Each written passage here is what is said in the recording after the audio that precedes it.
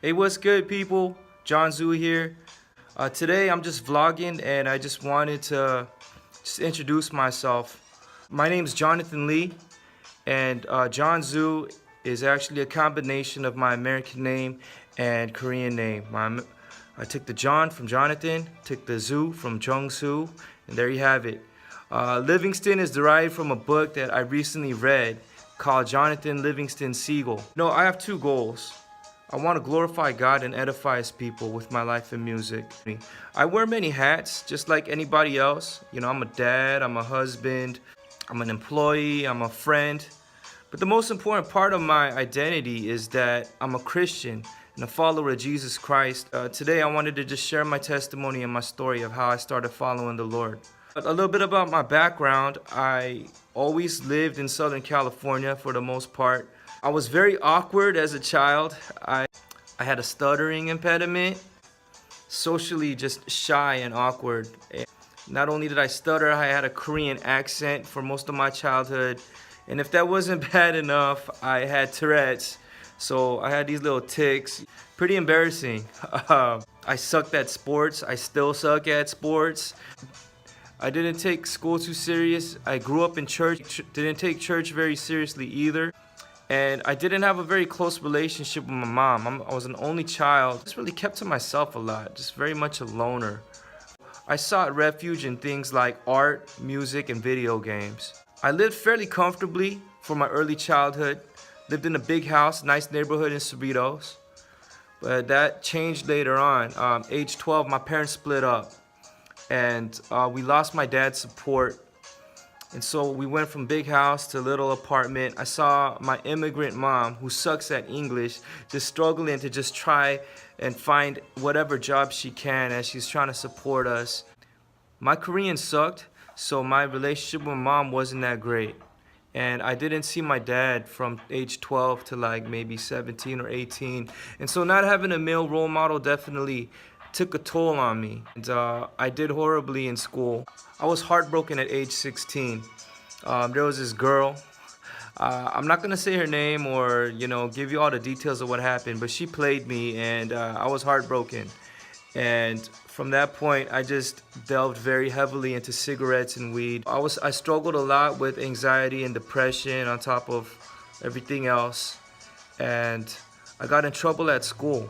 I got caught smoking cigarettes. I got called into the office. They dug through my stuff, found weed on me, found a razor blade, and I don't know why I had a razor blade in my wallet. I just found it somewhere. I thought it was cool, but they weren't having it at all. They're like, "What are you gonna do with it? You gonna cut somebody?" I'm like, "No." "Hey, you gonna cut yourself?" I'm like, "No." But it didn't matter. Didn't matter what I said. So the school suspended me for a week before the district ultimately decided to expel me. But during the 1 week suspension, my mom, working full time, knowing that if she left me at home, I'd be doing stupid things. So she dropped me off at a prayer retreat center up in Corona. And she just said, "I hope you find God, because I don't know what to do with you anymore." And there I was for a week. I was miserable.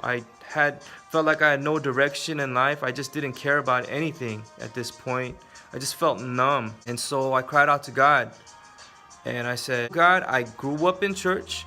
I heard the gospel story. And are you for real? Is this for real? Are you real? Do you love me? Where are you in all this? Because my life's a mess." And I just cried out. I said, "If you're real, show me that you love me." And He answered me. He removed all my doubt. And in that instant, He flooded my heart with this love, joy, and peace. He gave me this full assurance that He's with me and that He loves me deeply.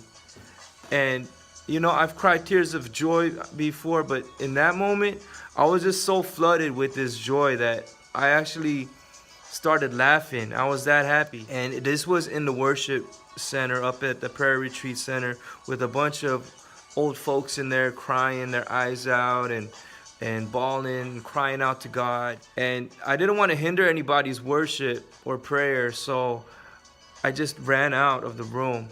And I remember looking up at the sky, seeing a bunch of stars, and I felt like God was telling me, "I love you this much." And I didn't know what that meant, but I was just ecstatic because he filled my heart with his joy and he answered me. It was just like, wow, this God that I had read about and that I had heard so much about actually answered me. He's for real and he loves me for real. I'm gonna end with this. That was the beginning of my walk. Everything I described at that prayer retreat center, that was the beginning of me becoming a Christian and following him. But many years later, I attended Biola University, and during one of the chapel services, a girl was leading worship, and she started reading through Psalm 103 between a couple of the songs, where it said, "For as high as the heavens are above the earth, so great is his love for those who trust him." And it's like time froze. And I time traveled back to that moment up at the prayer retreat center where I'm looking up at the sky and God is saying, I love you this much.